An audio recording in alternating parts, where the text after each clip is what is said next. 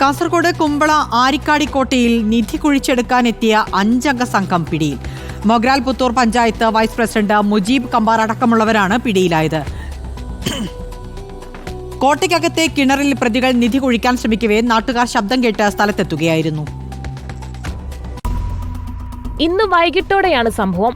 പുരാവസ്തു വകുപ്പിന്റെ കീഴിലുള്ള കുമ്പള ആരിക്കാടിക്കോട്ടയിലാണ് സംഘം നിധി കുഴിച്ചെടുക്കാനെത്തിയത്. കോട്ടയ്ക്കുള്ളിലെ കിണറിലേക്ക് മൺവെട്ടിയുമായി ഇറങ്ങിയാണ് സംഘം നിധി കുഴിച്ചത്. കോട്ടയ്ക്കകത്തു നിന്നും ശബ്ദം കേട്ട് സമീപവാസികൾ അന്വേഷിച്ചെത്തിയപ്പോഴാണ് നിധി കുഴിക്കുന്നവരെ കാണുന്നതും. സംഭവത്തിൽ നീലേശ്വരം സ്വദേശികളായ അജാസ്, അഫർ, മുഹമ്മദ് ഫിറോസ്, സഹാവുദ്ദീൻ എന്നിവരെ പോലീസ് കസ്റ്റഡിയിലെടുത്തു.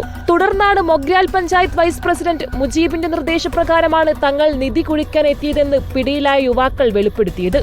കണ്ണൂർ ഭാഗത്ത് കുടുംബശ്രീ പ്രവർത്തകർക്ക് നിധി ലഭിച്ചിട്ടുണ്ട് എന്ന് വിശ്വസിപ്പിച്ച് യുവാക്കളെ പ്രലോഭിപ്പിച്ചാണ് കോട്ടയിൽ എത്തിച്ചതെന്നാണ് വിവരം.